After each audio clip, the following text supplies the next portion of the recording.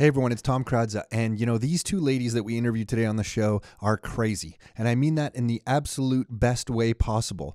Both of them have decided in their lives at some point to jump into the deep end and not look back. Jacqueline Paradisi, when you hear her story, I mean, she just does things and doesn't even really realize she's doing the incredible, and I really mean that sincerely. Like, she's quitting her job and starting her own business. She's going in and buying properties all by herself. I mean, she has her family support, but she's leading the charge. So when you hear her story, I mean, you can't not get motivated by it. Just loved chatting with her. And Andrea McDonald is a longtime member of the Rockstar team here. We actually tried to push her away from joining Rockstar. You'll hear a bit of the story on this episode, but she does not take no for an answer. Came back to us and said she's absolutely going to work with us. She didn't invest in real estate when she started working with us. We basically told her she has to buy property. She went out, bought her first income property, helped finding tenants for a whole bunch of investors before she started working with investors herself, and now has multiple properties and experience on tens of millions of dollars. I mean, I've lost count of experience with income properties,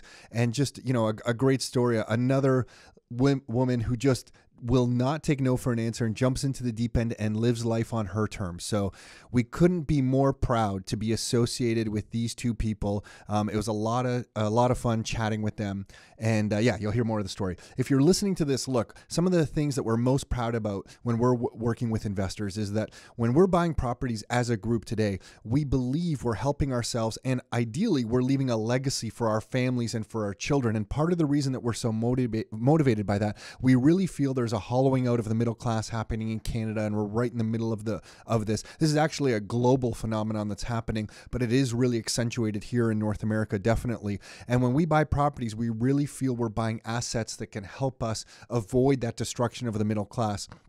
We've taken some data on this kind of stuff and broke it out in different charts. If you don't have a copy of our report that describes the destruction of the middle class yet and compares property prices to income levels over decades, you want to take a look at this data. You can get that report at nomoremiddle.com. So that's www.nomoremiddle.com. So if you want to check all that stuff out, you can get that report there. I think that's it for announcements for today. Let's get on with the show. Are you ready to live life on your terms? Is it time to take charge? Real estate, business building, the economy, health and nutrition, and more. It's the Your Life, Your Term show with Tom and Nick Kradza. Are you ready? Let's go. Okay, so we are live. Let me see. Jacqueline, can you hear me? I can hear you. Andrea, can you hear me? I can. Oh my gosh, yeah, we're I gotta, you know what? You guys are going to have softer voices. Here, let me turn that up. So can you tell me, that story about the silver, why do you like silver? Do you like looking at the silver or holding silver? Both. I know. I have the same problem. That's why I want to hear it from you. I do. I don't know. I think, you know what? I'm so into energy and everything right now these days. So I feel like maybe it's something to do with that. You think so? So like when you hold it. Oh, for sure. There's energy running through that sucker. You think so? Oh, yeah.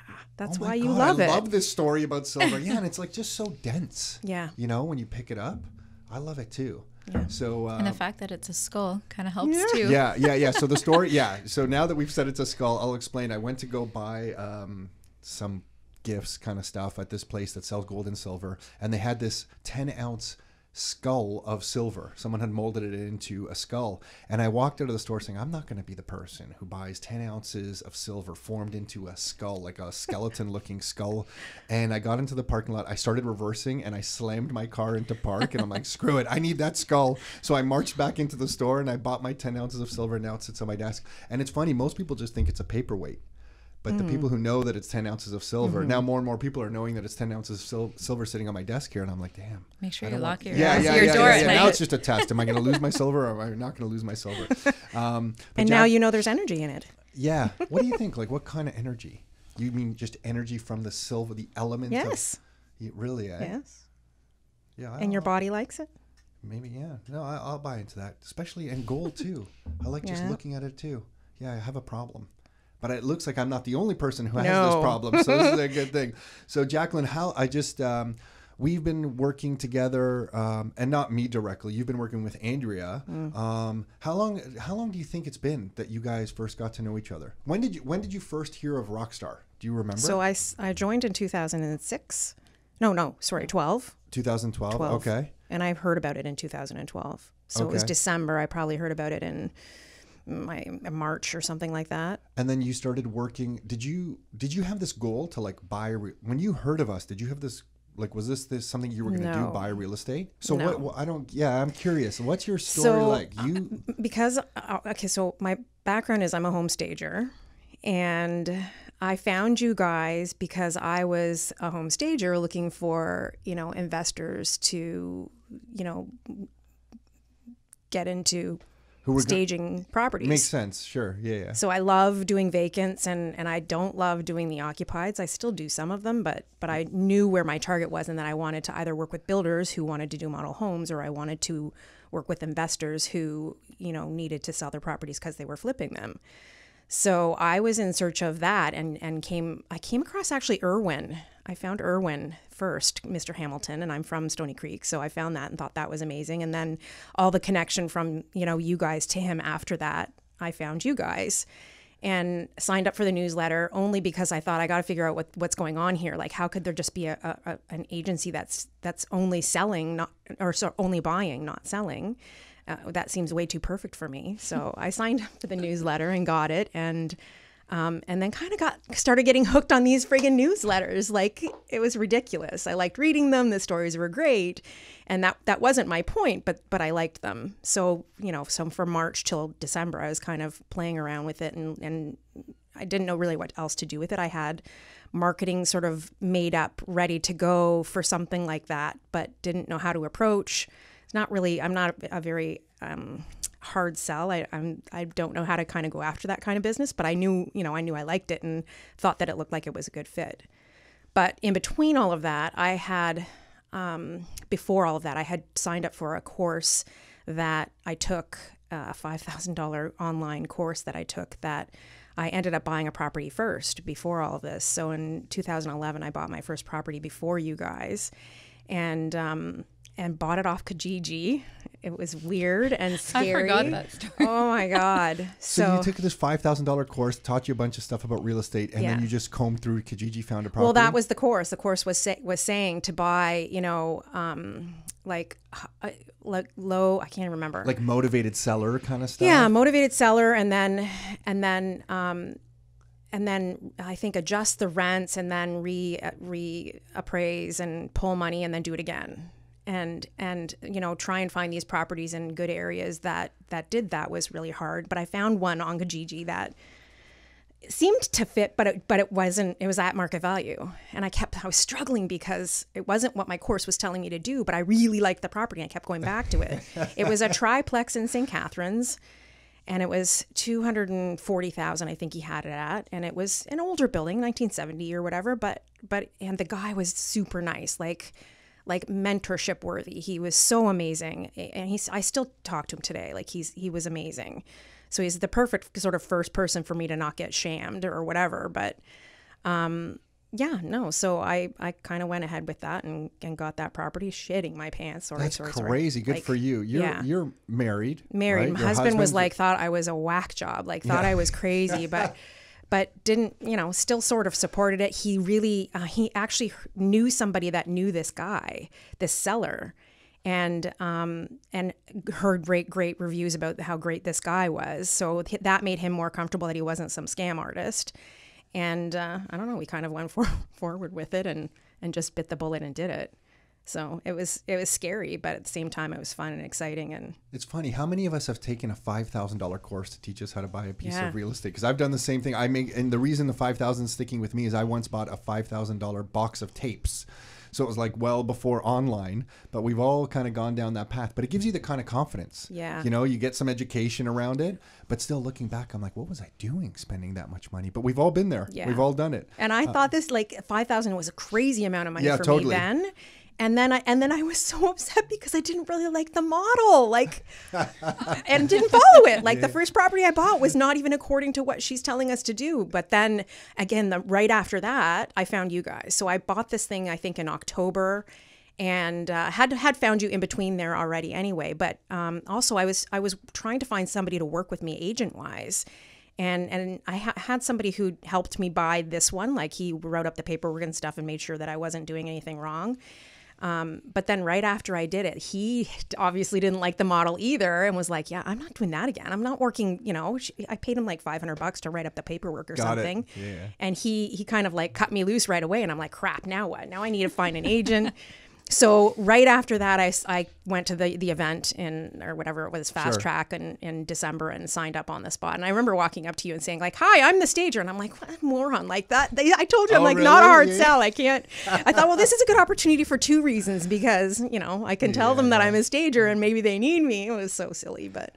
Oh, we were probably so clueless about what we were doing, Jacqueline. I didn't even know what you were saying. I didn't even know what we were doing. I said that we're still in survival mode, but cool. And so then that's when, I guess, did you guys meet then shortly afterwards, Andrea? Okay. I'm curious. Your husband, is he supportive of what you are doing now? It's been years later since you bought that property. Oh my God, yeah. Yeah, okay. So the first totally property, amazing. He was like, what are you doing? He's come around. Yeah, okay. Okay. Yeah, now he actually has more of an opinion, which makes it a little bit harder, but. Yeah. Are you still the driving force, because you've gone on to buy other properties? Yeah. He doesn't. He gets the mortgages, and I mean, I was saying, we were just at the VIP event, and at our table, you know, it's Michelle and I who are always there without our husbands. And the table was curious and questioned and thought it was weird, but I'm like, no, I don't tell him when I have to fix a toilet or he knows nothing. Yeah. I tell him if I sell a property. Yeah. You know, that's the same but in my household too. Big, I don't say anything like, well, we're building steps at one of the properties. I'm not going to tell him that. He doesn't need to know all those details and doesn't care. Yeah, good for you. So he's. You guys are, and you're Andrea. So your story is kind of interesting too, because Jacqueline, I don't know if you know this, but Andrea found us because she knew Mike. I guess that's how you first found us. You knew Mike. Mike DeZormo was working with us. Andrea then shows up one day in Burlington when we're at our Burlington. No, actually, I kind of met you briefly at Keller Williams. You came into one of our training classes when we were there. I think I came in at one point there. Yeah. But then I guess you got your real estate license, and she walks in the door. I don't know if you know this, and she's like, I don't know the exact words, so correct me if I'm wrong, but Andrea says something like, I've decided I want to work with you guys. And I'm looking at this young lady, and I'm like, I was 25. 25. And I'm like, I don't know. Do you know, like, we do crazy, like, we're not like a regular kind of brokerage. We deal with like rental properties. And, you know, at that point, I had ripped out toilets and destroyed walls and dealt with leaky basements and dealt with hoarders and all this kind of stuff. And I'm like, I don't know if you want to be working with us. I don't think this is right. Why don't you go away? Go away for a week or two. And if you still think you want to work with us in a couple of weeks, come back. Or something like that. Yeah, you gave me the hard sell, like not to work with you. Yeah, not work with us. Yeah, Try to scare me. And it wasn't like a reverse psychology approach either. It was like, really, I don't think you want to work with us. And then she comes back like 2 weeks later, and she's like, yeah, no, I thought about it, and I think I'm going to work with you guys. And I'm like, oh, I think I went to Nick. I'm like, I don't know. I think this Andrea girl, I don't know, she's gonna work with us. She has her real estate license. Looks that way. Yeah, and then you at that point, had you bought an investment property yourself? So when I started working with you, no. Put the mic right. Yeah, there we go. There we go. When I started working with you, no, I started 2008. So it's been 10 years now, which is crazy. Wow. But we had purchased our first personal home 2007. So like the year before. Got it. So when I was 24, we bought our first property. And then it would have been, so I would have started 2008 October. And then in 2009, we bought our first property, because that was back in the days where you couldn't work with any members. One, until you had a property, which is fair. And we had to go through putting together a whole bunch of home hunter deals too. Yeah, do you remember that? Oh, totally. So Jacqueline, we were like, you know, Andrea, you're not going to be able to work with an investor like Jacqueline until you own an investment property yourself. So you got to go own an investment property. So doesn't she go? Did you convince JP, your husband? Was he your husband at that? No. No, he wasn't my husband at that time. Yeah. But you convinced him that you guys were going to buy a property. Yeah, because I was like, I can't work with investors until we purchase property. Yeah, so we're going to go do this. And that was our model, getting people to work with us and forcing them to buy property. We're like, look, you're going to be an investor one way or another, so you better go buy a property. So you convinced JP. He's obviously supported it. You guys went and did it. And then Jacqueline, I don't know if you know this, but Andrea was forced to go just do fills on vacant properties for like a year or longer before we would let her work with an investor. because we're like, after you filled up like a dozen properties, then you know what it's like to be an investor, because you're dealing with. But that's brilliant. Makes sense, right? It was hard work, but Yes. looking back, I can't. walk. Yeah, but looking back, because we don't really make people do that much stuff, and more if anymore if they're an investor and stuff, the barrier to work with investors, we've kind of pulled it down just a little bit, because we put people through, like Andrea and like JP, through like a year and a half of hell. We were like, oh my God, they were making no money. We don't know why they didn't leave us. They made no money or very little money during that time. And it was hard work. But again, to your credit, you just stuck through it, and you became really, really good at finding tenants, filling vacancies, dealing with investors and the tenants, negotiating stuff. Yep.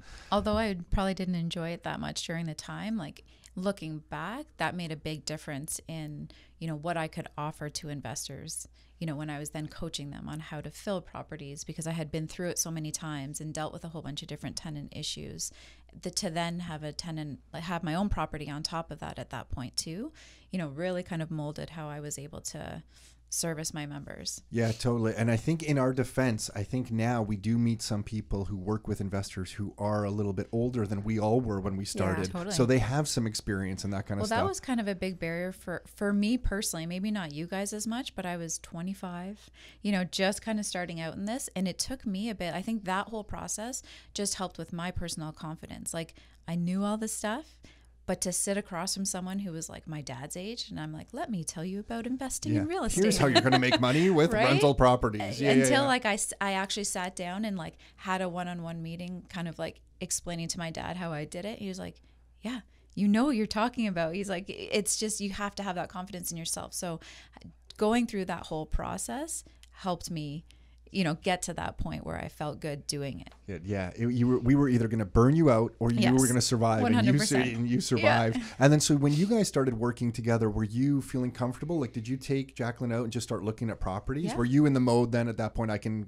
help people at that point? Because that's years later. Yeah, that would have been like 3 years into it or so. Okay. Yeah, for sure. Got it. Yeah, we kind of clicked right away. Like, I always remember the first sit down I had with you, we were doing like our yearly plan out meetings. So it was like a whole bunch of people right after, a whole bunch of members one after another. And I was like running late from one of my first ones. And we sat down, and Jacqueline's very like thorough. Yes. Right. And she was like, we are running late and I wanted to discuss these things. I did.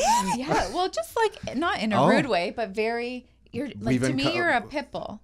Right? Like, but in a good way. Like, you're very like, this is what I'm here for. This is what I wanted to discuss, and let's make sure we have time to get it done. I was like, oh, I like this. Wow. Why were you so clear, do you think? Most people because I had just come off buying that one property, and I was like totally ready to do it again. Yeah, got it. Okay. So I bought in October, met in December, and I bought the next one with you guys in February. Yeah, that's crazy.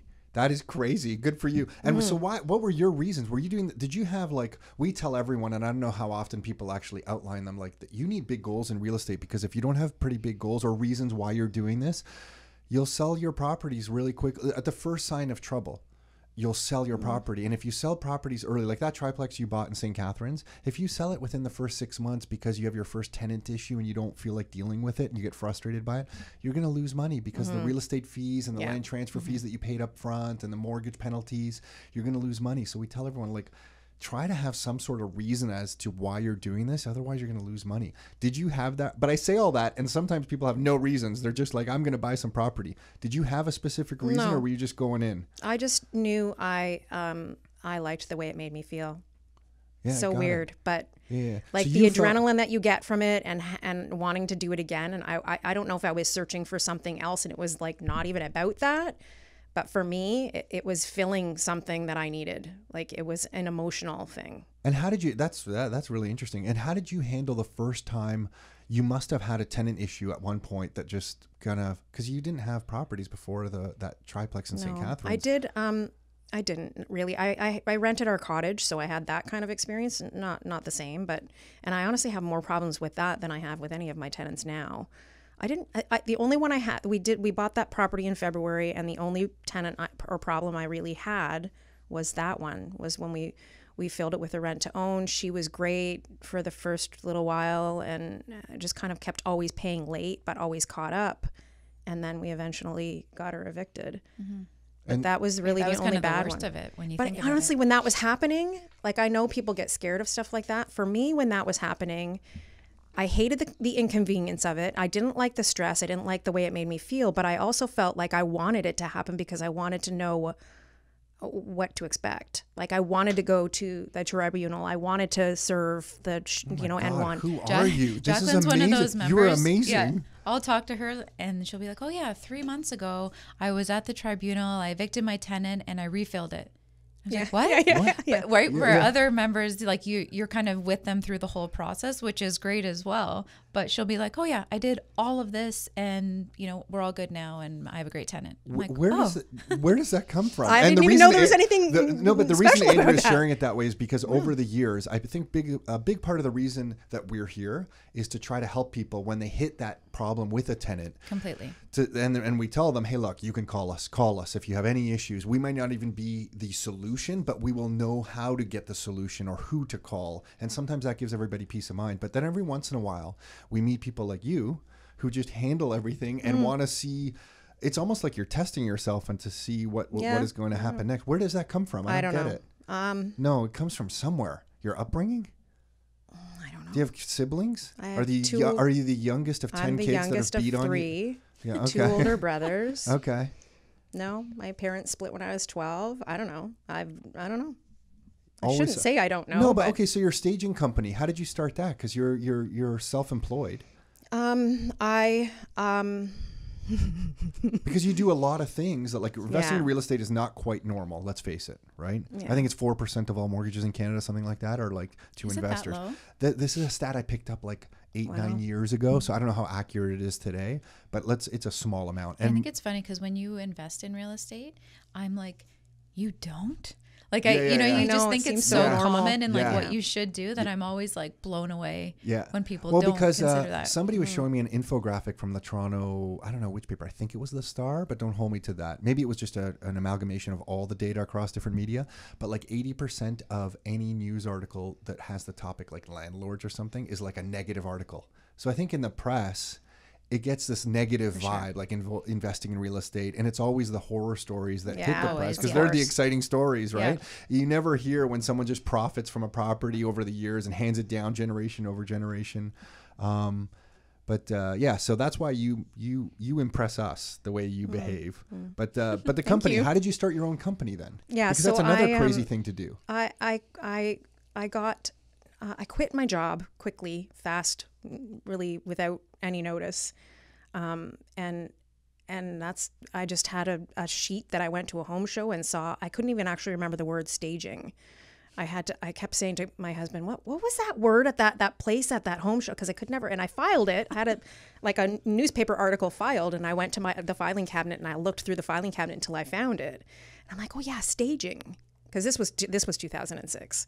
And it was pretty new back then. And I pull this file out and I'm like, okay, well, this was the lady in the course, and I saw that at the booth and it was interesting, and it was, that you make these houses look better when they're listed for sale. And I looked up the course from that newspaper article, and I took the course. It was a 3-day course. Now I have an interior design background, so that's kind of always where I've been, from the long haul. But anyway. was that your corporate job before you quit? Something? Yeah, so the job before, yes. Okay. So Okay. I worked for a window covering company and bedding and carpets and that kind of stuff. So yeah, that's what I had just left. And I had been there for 6 years, and before that I was at another company for 12. So I'd been doing it a long time. So I felt like a really good segue, because it's, doing something on my own. I still sold blinds and stuff too. I didn't just, kind of jump in. And yeah, took the course. I had friends that were agents, got my first job, did it basically for free. It was ridiculous. My first couple ones were, just to get pictures and be able to show some before and afters and stuff. But that's kind of how it went down. Yeah. Quit your job, you start this company, and you've been running it now for how many years? 12. It's got to be like 12. 2006. 12 years. So you just do stuff on really intuition and feel. Yeah. Like if something feels for right. sure. Like that's why you're talking about the silver. It feels a certain way. Yeah. I operate, Nick always makes fun of me because I operate my whole life quite a lot on how I feel about something. Oh, for sure. Like I'll look at the data, and if the data just doesn't kind of even make sense, I'll still do something if it feels right. And Nick doesn't? He does, but he wants the data. He wants to analyze the data, right? So we kind of complement each other that way, I think, a little bit. And he'll say the same thing, that sometimes we have made the right decision by looking at the data. Yes. You know, when he's like, Tom, okay, this obviously does not make any sense. But And I'm like, have you made the right decision looking at the data, but not felt right? No way. Yeah, probably not. Yeah, that's a good way to look at it. You're right. Yeah. This feeling's still probably going to trump it. And when I I remember when I quit my job, the data was not right. Like mortgage on my house, my wife is not working, 2 kids. I had a quote unquote really good job, well into the 6 figures, annual, bonus, commission, stock option kind of stuff. But in my gut, I was going to say in my heart, but in my gut, I just felt like this is not right for my life. When you just, I don't know if that's how you felt. Is that, That's exactly how I felt. It is, eh? Yeah. Where does that come from? I'm not sure. Yeah, I'm not sure either. I wish I could hone it a little bit better. Yeah. Because sometimes for me, it's, sometimes it's intuition, I think. Yeah, got it. That's corny, but whether you believe in that stuff or not, but it's, Yeah, no, I don't think it's corny at all. I was reading something that's just said you have that much in our gut biome. We have however many bacteria that we have. I know I'm way off on a tangent here. That's all right. But we have a lot of bacteria in our gut biome, and that the gut reaction that we have is actually that bacteria reacting, and you feel it. Like you have that much bacteria in your gut biome, that there is really this other kind of like thing going on in your body. And when we all talk that we have that gut feeling, it's actually that kind of bacteria responding to whatever's happening in our life. I know that sounds crazy, and I can't even reference the book that I read that out of, but I remember reading that thinking, oh my gosh, maybe there's something to that. Andrea, I'm curious with you, when you went to go buy real estate, what were because you were in your 20s, so and not married. Not married. Like no. That's a big exception for us. Mm-hmm. Yeah. So, JP and I met. Was it also a gut feeling? I think so. It's funny because JP and I were just talking the other day because we're about to maybe do something a little crazy like in our personal life. And we had said, we're just not the people that are good feeling comfortable. If something makes us feel a little uncomfortable, and if we think that other people think that we're going to be crazy to do it, it's probably the right decision for us. No way. That's cool. I love that. I think that's so right on. That's it. Yeah, we're just, So I think that's kind of always been our thing and it's funny, like I'll tell someone like, oh, JP and I are doing this. And they're like, of course you are. Right? Where they're like, yeah, a lot of people wouldn't do that. And again, I think it's that mentality of, for us, it's normal to do stuff with property and investing in real estate, where to others, it's, just not the norm. So if it makes us feel uncomfortable, then we're good with it. And then what about your parents? Because you must have told your parents, and did they kind of hold you back at all? I think they saw the opportunity in it and were excited about it. Okay. But it's funny because watching us do this and be successful with it, and all the things that we've been able to do because of real estate, I still can't convince my parents to buy something. Yeah. You're either just a different mentality, totally, right? Or What do you think's the craziest stuff you've had to deal with on any Is there anything you've dealt with Jacqueline, yourself, any investor you've worked with that stands out at this point? Like in terms of with tenants and things like I'm that? Curious. I think there's been a lot of crazy ones over the year. Like I've had one bad one, and that was my one in Hamilton. I called him Eeyore. Okay. So they were probably on our property for 7 years, actually. Initially set up to do a rent to own. At the end of the first 3 years, we would extend. But he was the type of person that every time you called him, like, hey, James, how's it going? I'm okay. Right? So that's why we called him Eeyore, because it was just, he had this like negative vibe and negative energy. So he just turned into a bit of a disaster that we eventually had to was he straight renting at the end of that? They ended up going, to straight rental. Okay. And then it was just, they were always late on rent, would always catch up, but it was just always something. So then we finally got them out of the property, and we were going to fix it up to then sell and move on to something else. And that was our first property we ever purchased too. And like JP went to go do some work in it, and there was like all this like cat poo and pee between like the walls and the back. Like it was like a nasty kind of job. You guys had to gut that one right down, I feel like. It was a 4-level back split. So the very lower level, we kind of like tore all up and redid it. And then we actually ended up, just for sake of getting a better return on selling, we did gut the main floor and put in like a brand new kitchen and you staged it actually, remember? Oh, yeah. Yeah. Well, just recently or a year ago. A year and a half ago, 2 years ago. Yeah. I didn't realize Cool. that was your first property. Yeah. And so you sold that one. Yeah. And then did you push? Well, so that one, when you sold the property, why did you sell that one? I think it was one of those properties for JP that Yeah. he was my handyman before now he doesn't do any work in our properties, but that was our very first property. So I'm like, you need to get this done or do this. And going through the process of like having to clean it up, he's like, I hate this property. Just let's get rid of it. So it was more so like, let's, this was our good first property, but let's, move on to some different things. Well, and how long did you keep it too? That must have been a while. Yeah, over 7 years. Yeah, so we had originally, this is crazy, 4-level backsplit detached in Hamilton on the mountain. We purchased it for $235,000. Wow. What did you sell it We for sold approximately? it for, I want to say like $420,000 or $425,000. That's crazy. Yeah. Even that was still a year and a half ago before all of that, the craziness. Yeah, we sold it just before everything went crazy. We're like, we should have If kept we it. held it for another year, it'd been like $525. Yeah. Totally. Yeah. But how are you going to time that kind of stuff? Yeah, I you know. never know. Yeah. It's funny with real estate. I always find that there's some properties that become your babies that you love forever. Yes. And there's some properties, it doesn't matter what you do to it. It always has problems. For sure. And you just hate those properties and you want those properties like out of your life kind of immediately. How do you handle handyman type stuff? Do you have some contacts? I do. I have 3 properties in St. Catharines, one in Stony Creek, and we just sold the one in Kitchener. Mm-hmm. So I manage them all, but I don't really ever go there. That was something we were talking about, the VIP dinner as well. Like I just have a handyman that's on call, not a property manager, that I'll manage the tenants and the problem and try and get to the bottom of it to the point where I can give the information to the person that I need to send out. So it's either the handyman or I have a plumber or I have an HVAC guy. I have just different people that I send for different things. And so over the years, you've collected the contacts. You have Do you ever use the app Jiffy?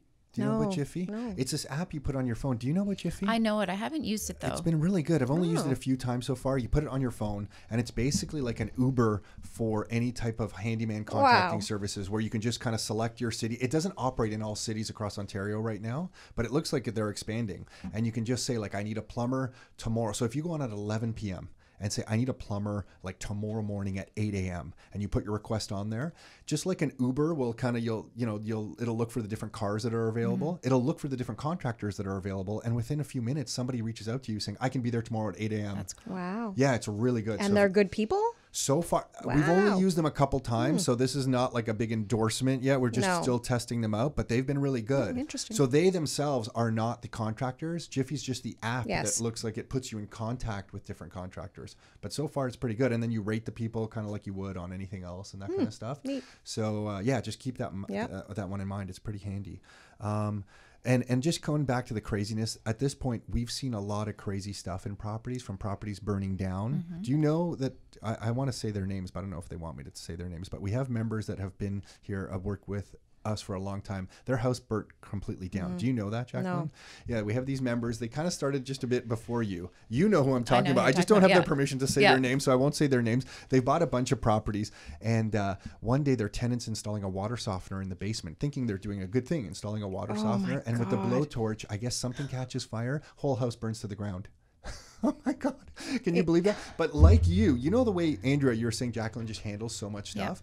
Like you, they just called us and said, because we expected full panic, but they called us saying, just wanted to let you know, a couple days ago, a house burnt down, but the tenants are fine. And I think it was State Farm at the time. State Farm's putting them up at a hotel and paying for the missing rent and everything. And everything's good. And but I just wanted to let you know our house burnt down. We're like, oh my God.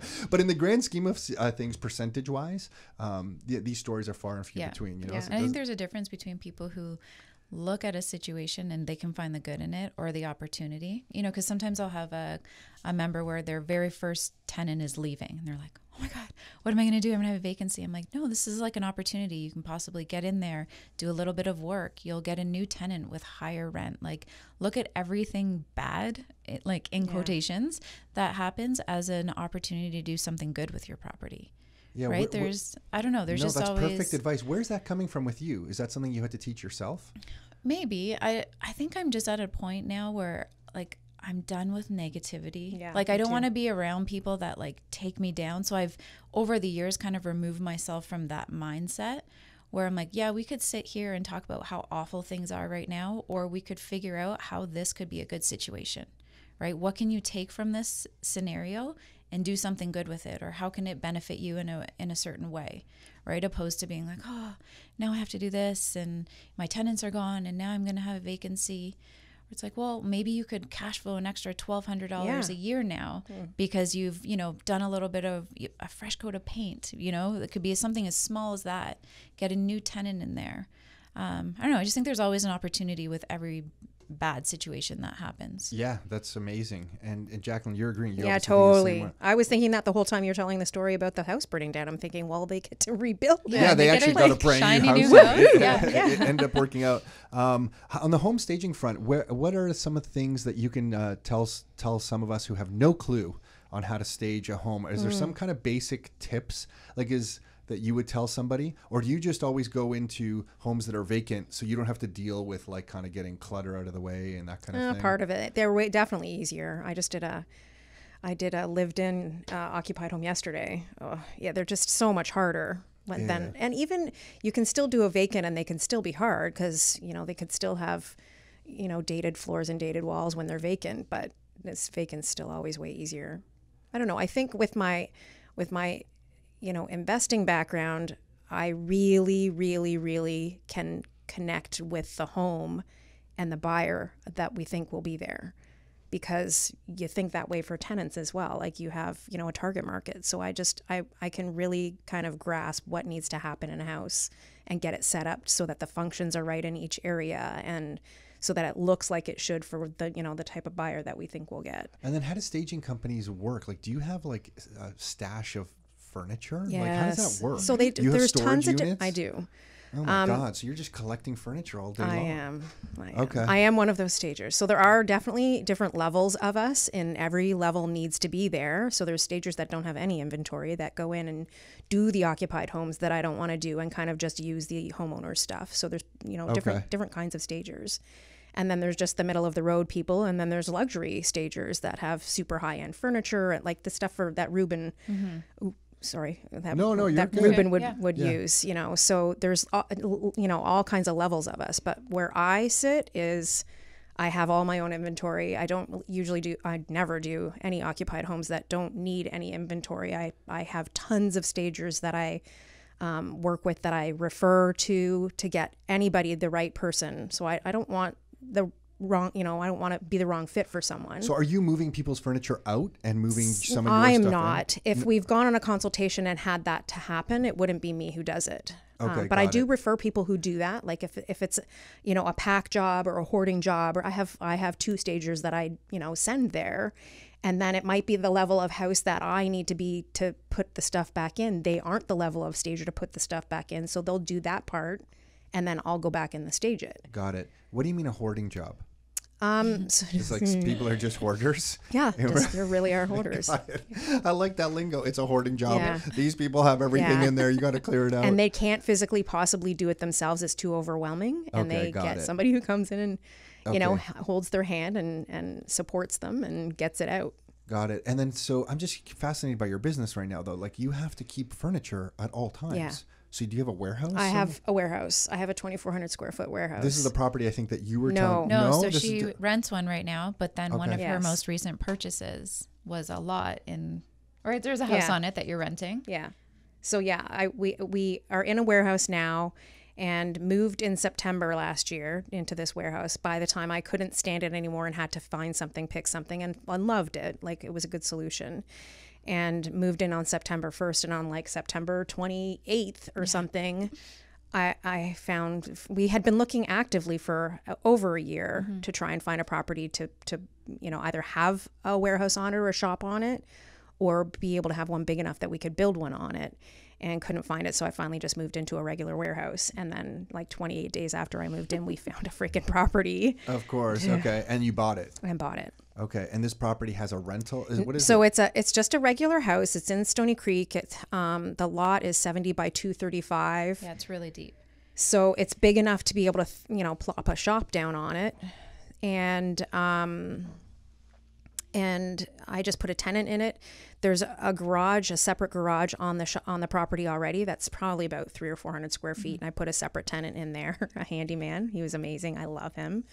And so I have the property just basically breaking even right now without the shop. But then the whole plan and the whole thinking behind it is that, once we build the shop and I move there, I'm going to be paying rent from the staging company to the, what is it called? The other business, my investing, awesome. The investing So property. one corp's going to buy the property. Yes. Your staging business is going to pay Yes. rent to your other corporation. Yes. You're playing now in the big Yes. leagues. This is great. So then it will be cash flowing, whatever my rent is. Yeah, got it. Yeah. Okay. So that's a tough business. I didn't realize you have to store all that furniture. And then when do you hire other movers to do the moving of the furniture so for you? we actually just recently bought a truck. Did you know that? No, I didn't know sorry. that. Yeah, we bought a 16-foot cube truck to do the moving because had been renting it all along, and I've been paying cash to my guys, so I have movers that move the stuff in and out. And I didn't realize how much money I was losing off the top just by paying cash to these guys and not getting the invoice for it. So that turned into like, let's figure out a different way of doing this. I'm losing so much money from this. Like, you don't realize That's it until how you we start. all learn It's business. We ridiculous. all make all the mistakes. Yeah. I mean, that's how it's done. So we ended up buying a truck, and the lease for the truck is like so much less than what I was renting trucks for. But we were still not sure. Maybe it's still a mistake. We're not sure. It's like the maintenance on them. We don't know if it's going to be good or bad. So far, it's been amazing. It's way more convenient. And we, instead of the staging company buying the truck, we did another company. So Cool. It's called Universal Delivery and Moving. Awesome. And they invoice Universal Concepts, cool. the Great. staging company. Yeah. And then, so it's all, and so we have employees for that company. I employ my stagers as well. If the stager is only working for me, then they're an employee as well. Jacqueline, you're an incredible story. You quit your job. You start a staging company based on something that you couldn't remember the name of. Yeah. It's something with a brochure that was somewhere sitting somewhere. And now you have this company that you've been running for years. You're buying properties. You're hiring people. You're buying trucks. You're buying lots to put this off. This is just incredible. Like, it's incredible. Just listening to, and the thing is, You make me sound really, really cool. No, but I mean, you know what? Listen, we work with a lot, and we meet a lot of people who want to do exactly what you're doing. They want to do quitting their job, and they want to start their own business, and they're scared of making different mistakes, and rightly so. They're scared for their family, for their future. Like, I can empathize with that. But you're someone who looks like they just went out and did it, and sometimes I think there's such a benefit to just closing your eyes and jumping into the abyss and making things happen. And I never know how hard, like sometimes people will come to me and to my face, they will say, Tom, well, I can never quit my job because I have like a mortgage and kids. And they're sitting across from someone who quit their job with a mortgage and kids and a wife and everything, right? So I don't know how to respond because I want the best for them. But I'm like, I don't know, just so you know, like there's those of us out here, there's other people out here who've done exactly what you're saying cannot be done. So to hear your story, like it's inspiring. Like it's really cool. You should be proud. Yeah, totally. I think Jacqueline's attitude always is like, if it's meant to be, it'll work out. Yes, for right? sure. Like we've said that a million times. Like if something comes up with financing or a home inspection or whatever it may be, either we joke that she's so lucky and everything kind of falls into place, or it's just that more of the attitude like, okay, well, that wasn't meant to be. The next opportunity will be the better one. Yeah, I think that's totally the right attitude. Yeah. If I analyze some of the worst situations that I felt like were really bad in my life and I go back to them, there's always a great positive that comes out of it. Yeah, Andrea, it's kind of like, to your point, when someone has a property go vacant and you're giving them the advice of like, well, you know what, you might get more rent. Anytime I have something negative happen in my life, and we've had different negative things, I'm sure we all have, there's this beautiful positive thing that happens on the other end of it. We've had some of the craziest in this business.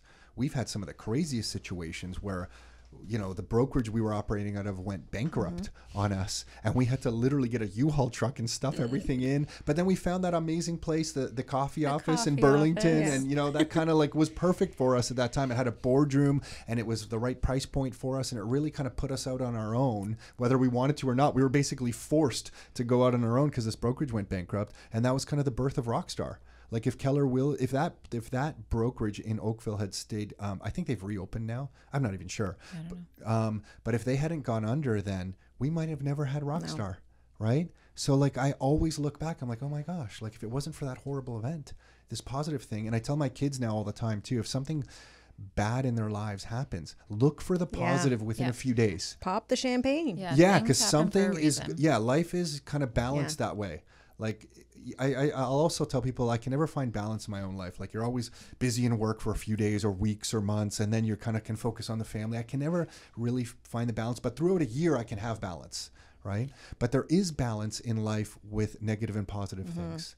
If there's something negative that happens, something positive is about to happen. And maybe I kind of downplay this too much to them, and maybe I'm a negative guy in this way, but when something really good in their lives happens, I'm like, don't get too excited, right? Don't get too high. That's a good thing. Just stay right in the middle there, because, if the positive things happen, there's got to be like a flip side to it as well, right? I kind of believe in that.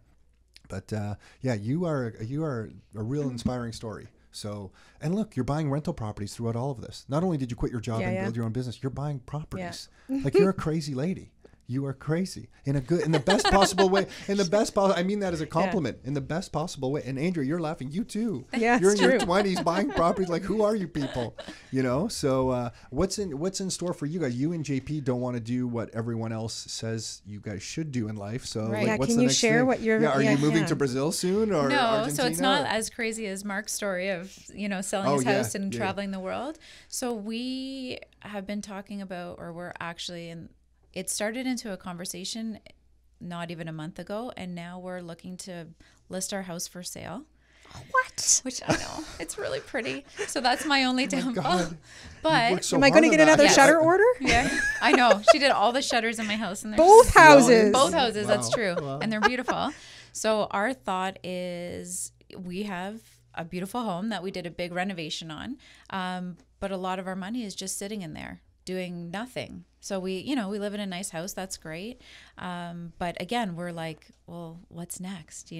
So what we're planning to do is list our house for sale, see if we get the price that would make sense, because keeping in mind the renovations we did were not necessarily to go and sell, right? Like we did a huge landscape backyard with a pool and all this kind of stuff. So you overdid it. Yeah. The way we always overdo it. Always. But with the intent that like, oh, we'll be here for 10 years, right? Which I don't know why we ever thought that, because that makes me itch, like even thinking about like staying in one spot for that long. So we're looking to sell our house, maybe rent for 1 to 2 years, and use our money to do like really big high-end flips. Wow. Wow. Yeah. Holy smokes. Good for you guys. And where will you live?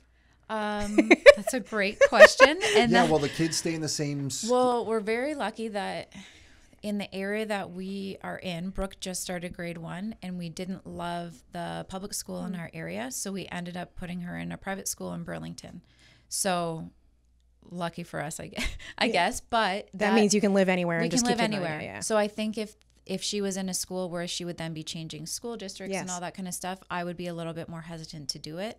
But yeah, we can live anywhere. We would rent like Burlington or Oakville. So we would still be kind of in the area that we are there. Our kids' day to day would be exactly the same. They would just be sleeping somewhere different. But the funniest thing I said to Brooke, because I was like testing them out, I'm like, so what would you think about if we moved to a different house? She's like, oh, that would be so cool.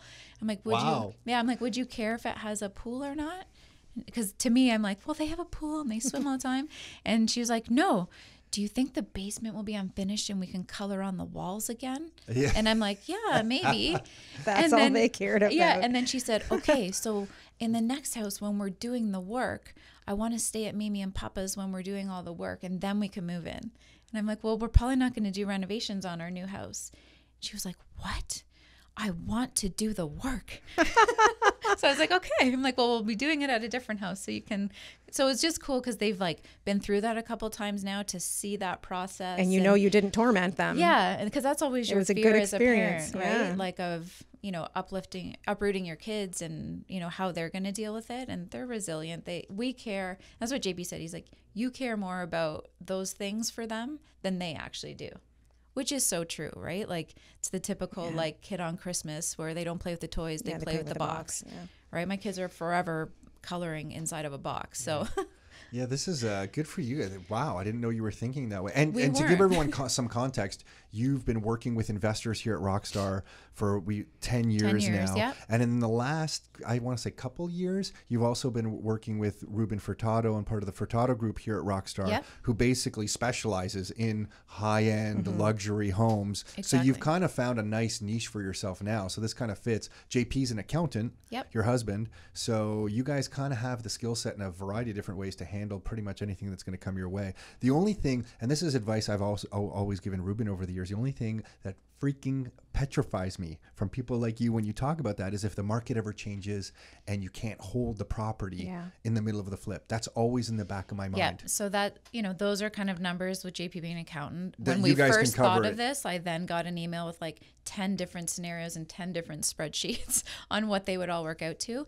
And kind of like the way that we're looking at now, our worst case scenario would be that we would move into the property that we're renovating if it comes to a time where like the market drops and we can't sell it.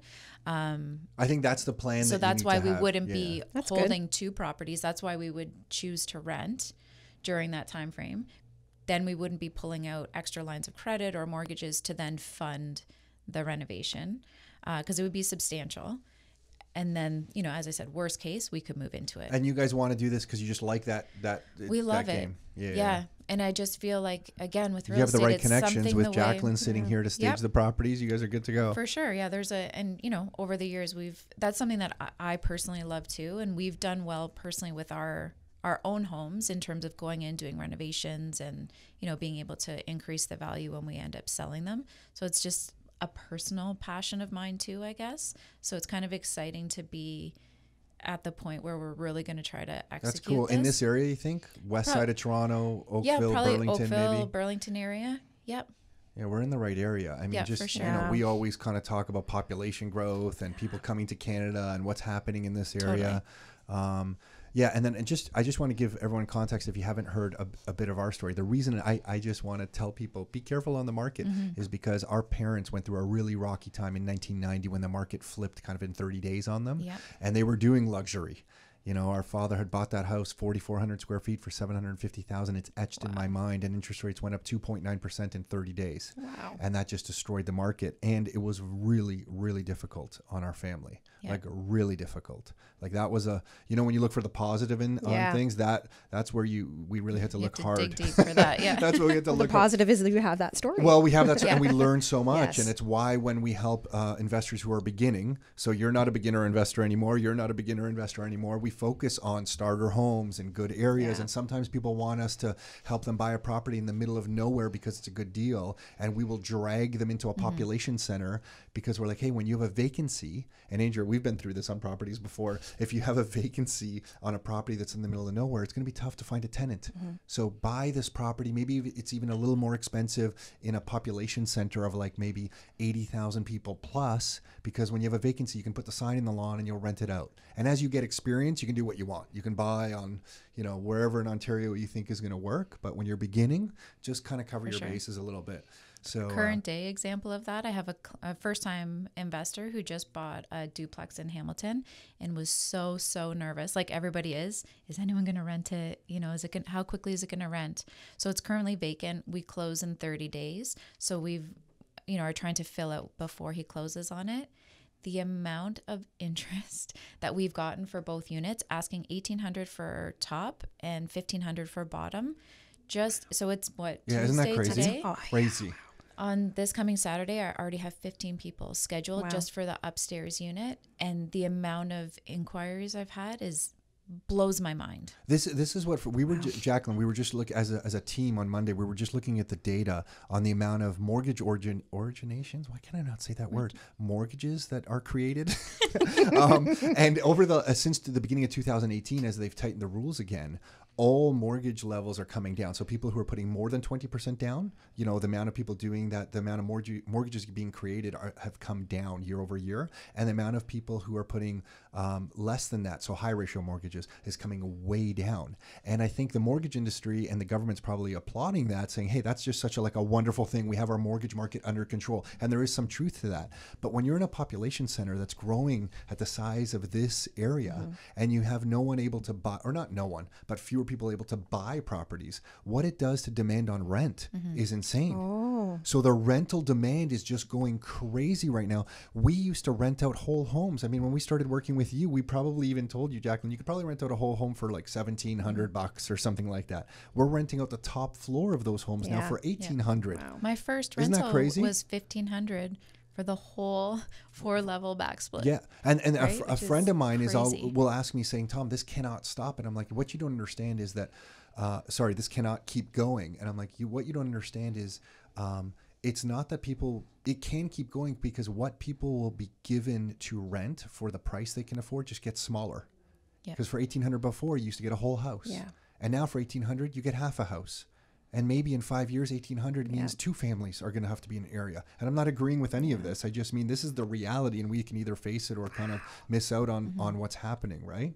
So It's one of those catch-22s when it comes to the mortgage rules, that when they get more strict and it's harder for us to purchase, the silver lining almost is that now there's just the tenant pool has just increased so much more, right? So it's like if you can get in there and get a property, you're increasing your chances of renting quickly. And, none of our investors have a vacancy problem happening. No, not at all. And it's usually those people that are on the cusp of purchasing anyway. They've got good income, they're strong families. So you have good quality tenants as well now that I'm finding too. It's not, I think sometimes tenants have a bad rap for who they actually are. That's a good point. Right. But it's a lot of people, it's just, they're the people that are just on the cusp of being able to get approved for a mortgage, or the mortgage rules just change.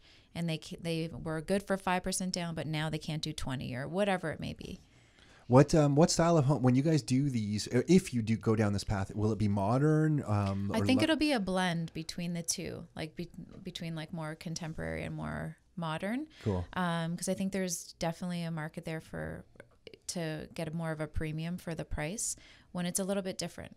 We kind of joke that there's a lot of homes that we call like the Oakville Special, which they're beautiful homes, but they all look the same. They all look the same. Yeah. And there's nothing wrong with them. Like, I appreciate how beautiful they are, and that's probably somewhat similar to the style of my home right now. But to have something a little bit different, like anything, right? It's just going to draw more attention. Jacqueline, what about you, for you? What's next for you? Are you going to, you bought this house with this bigger lot. So is the next thing kind of developing that out for you? Yeah. So we've measured it, and the property, that the size of the property allows for a 1,600 square foot shop. Cool. You want? But I'm in 2,400. Yeah. Got it.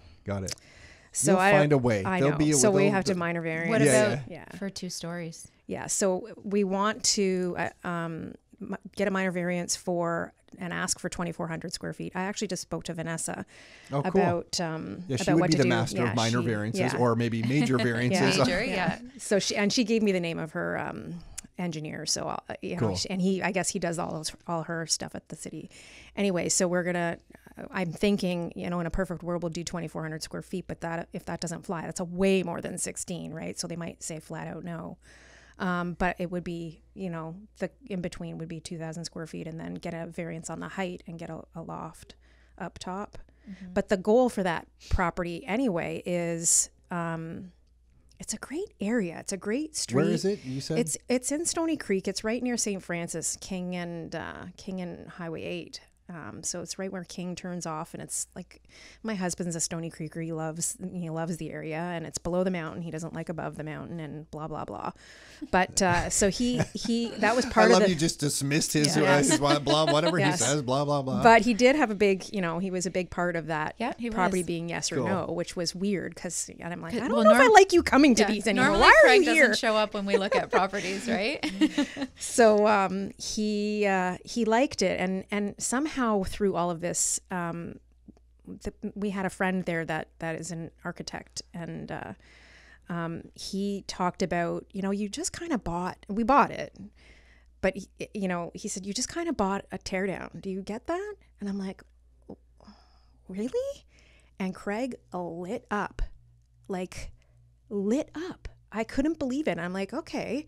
So he was all over it. He's like, yeah, we can rent it, and in 10 years we'll tear it down and we'll build a bungalow there, and we can retire, and the shop will already be there. And, and even if that isn't the case, it would be like, a great investment to do that, because it's, everybody will want that. People won't, have boats and want to store whatever, right? It's hard to find that. So we're pretty excited about that. Good for you guys. What a mindset to have for both of you guys to think that way. And you're kind of mentioned Vanessa's name in there. We need to have her on here too, you because should. Yes, they're sure. bringing out So Andrea's worked with Vanessa. Yeah. Jacqueline knows Vanessa, and she's someone who literally picks up houses with a crane and twists and turns them and lifts them and crawls under them while she's pregnant. So Yes. we need to have her on, so people won't even believe what she's crazy. done. But what's kind of just inspiring to me hearing you both of you guys share your story is think about like the next 20 years, what's going to happen in your life and your life. Like if you guys already have this much experience at this point, what happens 20 years from today? Like how much experience are you going to, even if you just sit on what you have now and just assign some appreciation rate to it, make it tiny, make it negative for a few years and positive for, like, what happens to both of your lives just sitting on what you've done now? Never mind what you're about to go do next. Right. So we need to have you both on regularly so we can keep in touch with what you guys are doing. Can you, Andrea, do you have a URL to hand out for you directly? I do. It's not that We'll save it for next time. Yeah. Okay, we'll bring you back on next time with an update. Jacqueline, what about yours? If someone universalconcepts.ca. Universalconcepts.ca for all your staging needs, right? Yep. Furniture, decluttering, everything. But your preferred thing is vacant properties. Yes. But you will do properties that have stuff in them that people are living in them. Cool. And if I can't or don't or won't, then I refer. Yeah, I never really leave anybody with, nope, sorry, I can't, I don't. Like, last year when it was crazy busy, I had to drop the ball on so many people so many times because I didn't have enough furniture or time or manpower to keep up with what was going on. And it killed me because my drive is for, helping people and making sure that they can rely on me. And I burned you a couple of times. I think I had to, right? But I always found someone. No, but she always refers someone out. And yeah. I feel just from knowing you and listening to you, by you burning someone, you have everyone's best interests in mind, and you're going to get their race. Sure. I don't feel like that's a bad thing at all. Yeah. But thank you for doing this. I'm not sure you knew what we were going to talk about today, but thank you for doing this. And Andrea, thank you. This is great. We have to have both of you guys on again. Thanks, guys. Hey everyone, it's Tom Kradzis. Hopefully you enjoyed that episode. Had a lot of fun talking to both Andrea and Jacqueline, two great women. And I really love hearing stories of other people who have done things like quitting their jobs and starting a business and started investing in income property. And really a lot of us, if you're listening to this, you should know a lot of us have gotten started in this without knowing what we're doing. We're just going out there doing stuff. So if you're listening to this thinking that you can't do something, do not accept that as an answer. You absolutely can. Just find the right people to surround yourself with. You need some of that support so that when you do run into a jam or a roadblock or don't know how to make a decision, you can turn to people who've gone before you and get some answers. If you're looking for real estate information of any sort, you can find blog posts and articles and reports and free copies of our books and invitations to classes that we do at rockstarinnercircle.com. So that's www.rockstarinnercircle.com. You can get all that information there. Hopefully you're enjoying the show. If you haven't had a chance to leave us a review yet on iTunes, we would love that. If you could take the time to do that, we appreciate that a lot. It really kind of fuels our fire on this podcast. I think that's it for this episode. Until next time, your life, your terms.